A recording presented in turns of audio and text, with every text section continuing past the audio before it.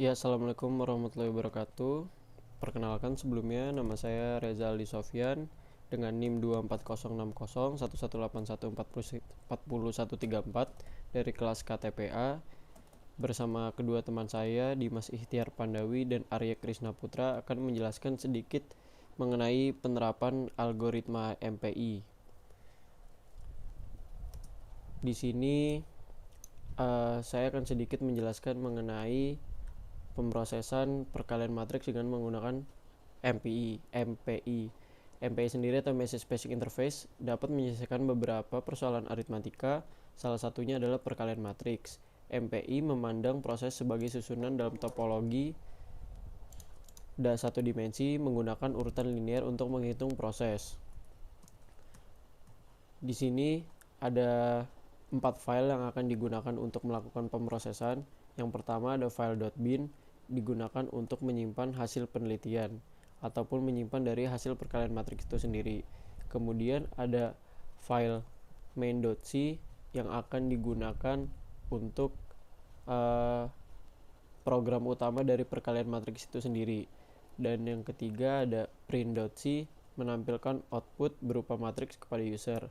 Dan yang terakhir ada file.test_3_3, di mana file ini merupakan matriks yang akan digunakan sebagai studi kasus. Mungkin kita bisa langsung lanjut ke tahap berikutnya, yaitu pertama kita buka foldernya dulu di CMD, cd dokumen untuk membuka folder dokumennya. Kemudian kita ke kuliah, kemudian ke KTP dan MPI. Kemudian saya akan menjelaskan terlebih dahulu fungsi main dari codingan yang tadi. Karena file codingan main C ini sangat banyak, di sini saya akan menjelaskan langsung ke inti dari program ini saja, yaitu di integer fungsi main. Yaitu langkah pertama, mendeklarasikan variabel yang kita butuhkan untuk digunakan menjalankan program ini. Kemudian di sini langkah kedua yaitu menginisialisasi MPI dengan fungsi MPI_init. Lalu kemudian langkah ketiga yaitu diharuskan untuk menghitung waktu operasi yang kita gunakan, yaitu dengan fungsi MPI_barrier. Lalu langkah selanjutnya yaitu kita diharuskan mengecek argumen apakah itu benar atau tidak.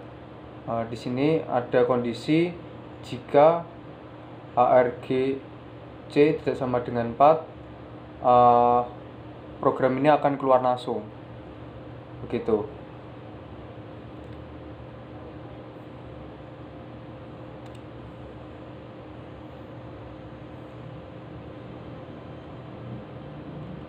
Lalu selanjutnya di sini kita harus mengecek apakah si input yang kita inputkan tadi bisa diakses atau tidak.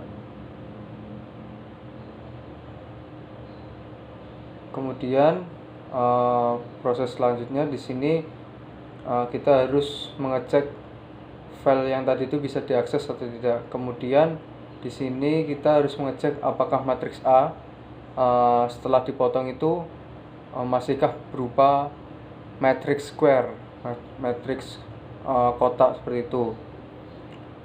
Jika tidak, langsung dikeluarkan. Lalu kemudian langkah B itu sama seperti langkah yang tadi, tapi di sini yang dicek adalah matriks B. Apakah matriks B ini masih kotak atau tidak setelah dipotong. Kemudian langkah selanjutnya yaitu mengecek kolom atau mengecek ordo matriks, karena apabila ordo tidak sama, matriks tersebut tidak bisa dikalikan. Kemudian di sini ada looping, langkah dari perkalian matriks yang akan dilakukan di program ini. Lalu kemudian ketika proses looping tadi selesai, kita dapat mengeluarkannya dengan file program print.c yang tadi. Mungkin langsung saja kita ke terminal untuk menjalankannya. Kita langsung saja, karena sudah masuk di MPI, kita ketikkan MPI cc main.c min o main lm. Nah, kemudian untuk mengeksekusinya kita bisa main exec, kemudian MPI exec min np 9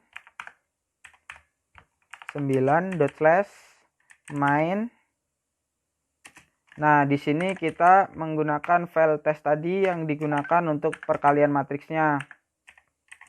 Test_bin.bin yang akan dikalikan dengan matriks itu sendiri. Dengan matriks test_3_3.bin, dan nantinya hasilnya akan dimasukkan ke file.bin. Nah, file.bin ini seperti fungsinya tadi, yaitu untuk menampung hasil perkalian dari matriks kita.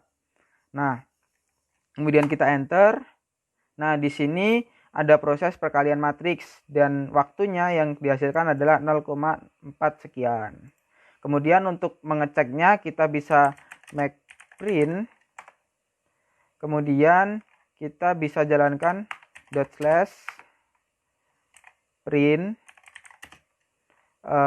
tes. Kita coba lihat matriks yang awalnya atau matriks asalnya. Nah, matriks asalnya adalah 1, 2, 3, 4, 5, 6, 7, 8, 9. Kemudian coba kita print hasil perkaliannya di file.bin. Nah, hasil perkalian dengan MPI atau dengan paralel yang dihasilkan adalah seperti ini.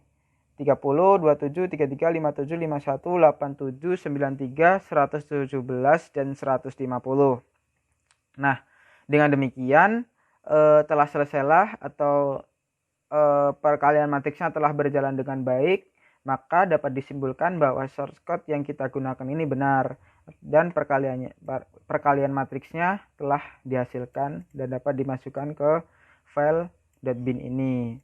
Nah, mungkin cukup sekian dari kami tentang implementasi algoritma MPI dalam studi kasus perkalian matriks ordo 3x3. Ada kurang lebihnya mohon maaf. Wassalamualaikum warahmatullahi wabarakatuh.